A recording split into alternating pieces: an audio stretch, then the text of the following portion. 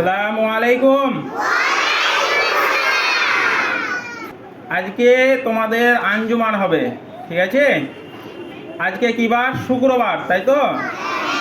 শুক্রবার করে প্রতি শুক্রবার তোমাদের আঞ্জুমান করানো হবে।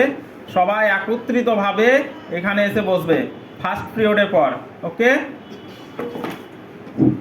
আলহামদুলিল্লাহ আলহামদুলিল্লাহি নাহমাদুহু ওয়া নাস্তাঈনুহু ওয়া নাস্তাগফিরুহু ওয়া নু'মিনু বিহি ওয়া নাতাওয়াক্কালু আলাইহি ওয়া নাউযু বিল্লাহি মিন শুরুরি আনফুসিনা ওয়া মিন সাইয়্যাতি আমালিনা মান ইয়াহদিহি ফালা মুদিল্লা লাহু আম্মা বা'দ ওয়া নাশহাদু আল লা ইলাহা ইল্লাল্লাহু ওয়াহদাহু লা শারীকা লাহু ওয়া নাশহাদু আন্না মুহাম্মাদান আবদুহু ওয়া রাসূলুহু আম্মা বা'দ ফাউযু বিল্লাহি মিনাশ শাইতানির রাজীম বিসমিল্লাহির রহমানির রহিম কুল হুয়াল্লাহু আহাদ আল্লাহুস সামাদ লাম ইয়ালিদ ওয়া লাম ইউলাদ ওয়া লাম ইয়াকুল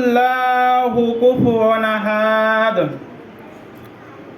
সমস্ত প্রশংসা ও সমস্ত গুণগান সেই মহান আল্লাহ পাক রব্বুল আলামিনের জন্য, যিনি আপনাকে আমাকে এই সমস্ত পৃথিবী জগৎটাকে সৃষ্টি করিয়েছেন।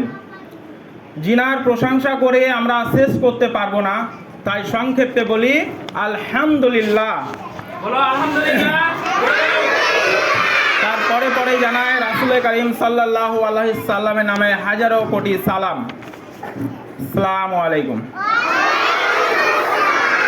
আজকে পবিত্র জুম্মার দিন। আজকে পবিত্র জুম্মার দিন। সপ্তাহে 7টা দিনের মধ্যে জুম্মার দিনটা হচ্ছে খুবই গুরুত্বপূর্ণ। এই জুম্মার দিনটা হচ্ছে খুব গুরুত্বপূর্ণ।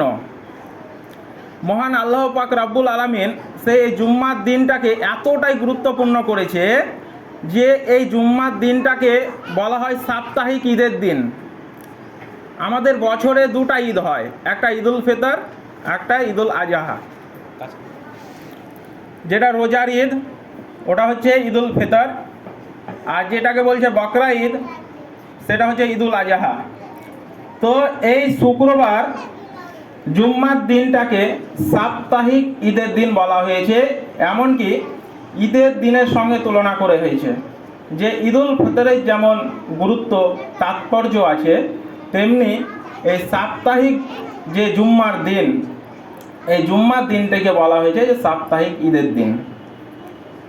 এই জুম্মার দিনে আমাদের বিশেষ কিছু কাজ আছে। বিশেষ কাজ বলতে আমাদের সব সময় মনে রাখতে হবে জুম্মার দিনের সর্বশ্রেষ্ঠ গুরুত্বপূর্ণ কাজ হচ্ছে জুম্মার নামাজ আদায় করা। জুম্মার দিন শুরু হয় কখন? বৃহস্পতিবার মাগরিবের পর থেকেই জুম্মার দিন শুরু হয়ে যায়। জুম্মার দিনের বেশ কয়েকটি সুন্নাত আছে, সেই সুন্নাতগুলো আমাদেরকে মনে রাখতে হবে এবং পালন করতে হবে।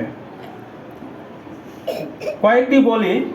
জুম্মার দিন আমাদেরকে যেমন নখ কাটতে হবে, চুল কাটতে হবে এবং সুন্দর পরিষ্কার পরিচ্ছন্নভাবে গোসল করতে হবে এবং জুম্মার জন্য মসজিদে আমাদেরকে আগমন করতে হবে।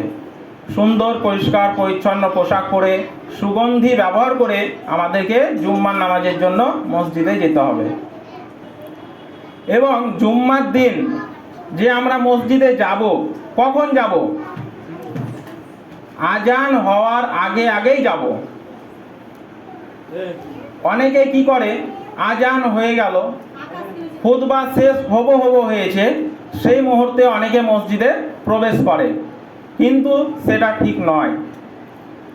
কারণ তোমরা যেমন স্কুলে এসেছো, স্কুলে আসার জন্য তোমাদের অ্যাটেন্ডেন্স করা হয় প্রতিদিন, তেমনি যে ব্যক্তি মসজিদে নামাজ পড়তে যাবে জুম্মার দিন, তাদেরও অ্যাটেন্ডেন্স করা হয়। ফেরেশতারা দাঁড়ে দাঁড়িয়ে থাকে তাদের অ্যাটেন্ডেন্স করার জন্য। যে কে কখন মসজিদে নামাজ পড়তে এলো, বিশেষ করে এই জুম্মার দিনটাকে উল্লেখ করে। কারণ জুম্মার দিন যে বাচ্চারা মসজিদে নামাজ পড়তে গিয়েছো তারা অবশ্যই জানো যে মৌলভী সাহেব খুতবা দেয়, সেই খুতবাটা আমাদের জন্য শোনা হচ্ছে ফরজ। খুতবা আমাদের জন্য শোনা ফরজ। তেমনি যেমন মৌলভী সাহেব খুতবা শুরু করে তখন ফেরেশতা কি করে, খাতা গুটিয়ে নেয়। ফেরেশতা খাতা গুটিয়ে নেয়।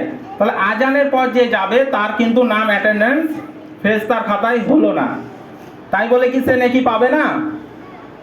নেকি পাবে না? পাবে, কিন্তু তার নামটা অ্যাটেন্ডেন্সের খাতায় উঠলো না। এবার মসজিদে গিয়ে কি করতে হবে?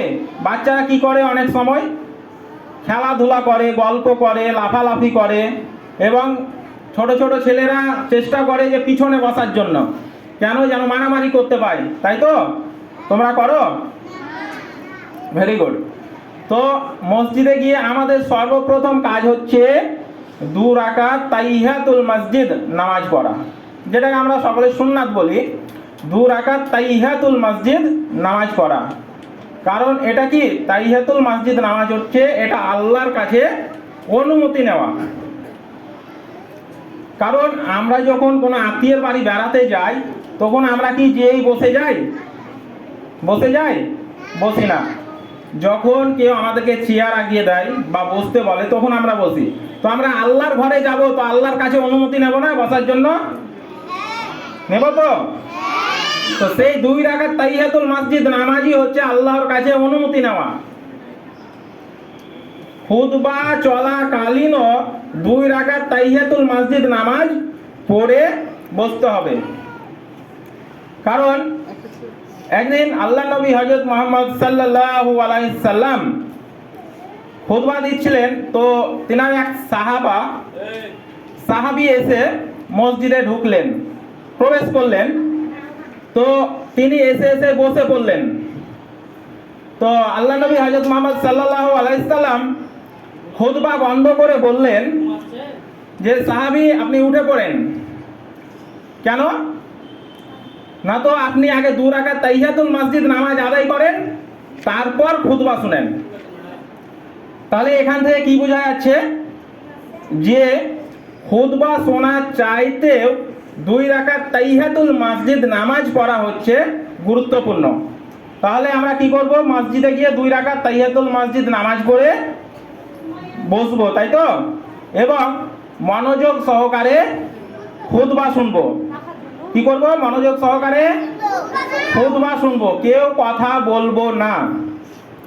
এমনকি সূরা জুম্মার 9 নম্বর আয়াতে মহান আল্লাহ পাক রব্বুল আলামিন ইরশাদ করছেন যে হে মুমিনগণ, যখন জুম্মার আজান হয়ে গেল তোমরা তোমাদের বেচা কেনা, ব্যবসা পাঠ সমস্ত কিছু বন্ধ করে দিয়ে নামাজের জন্য প্রস্তুত হয়ে যাও।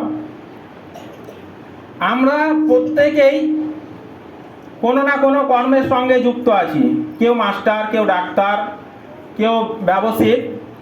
তো ব্যবসা যতই হালাল হোক না কেন, বলছে জুম্মার আজান হয়ে যাওয়ার পর কেউ যদি 1 টাকাও ইনকাম করে তাহলে সেটা হচ্ছে হারাম। তাহলে আমাদেরকে কি করতে হবে? আজানের আগে আগে মসজিদে যেতে হবে। তাহলে আজকে তো হচ্ছে পবিত্র জুম্মার দিন, আজকে পবিত্র জুম্মার দিন, সবাই অবগত আছি, সবাই জানছি, তাই তো? তাহলে আজকে আমাদের কাজ কি হবে? প্রত্যেকেই বাড়ি গিয়ে কি করবে? পরিষ্কার পরিচ্ছন্নভাবে গোসল করে, সুগন্ধি ব্যবহার করে, সুগন্ধি বলতে আতর দিয়ে মসজিদে নামাজের জন্য যেতে হবে। সবাই যাবে তো? হ্যাঁ নয় বলো ইনশাআল্লাহ। তাহলে আমরা প্রত্যেকে আজকে জুম্মার নামাজ পড়তে যাব। নামাজ পড়তে গিয়ে মৌলভী সাহেবের খুতবা আমরা মনোযোগ সহকারে শুনবো, তাই তো?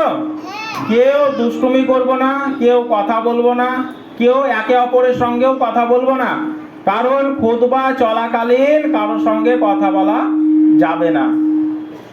বুঝতে পেরেছো? আসসালামু আলাইকুম।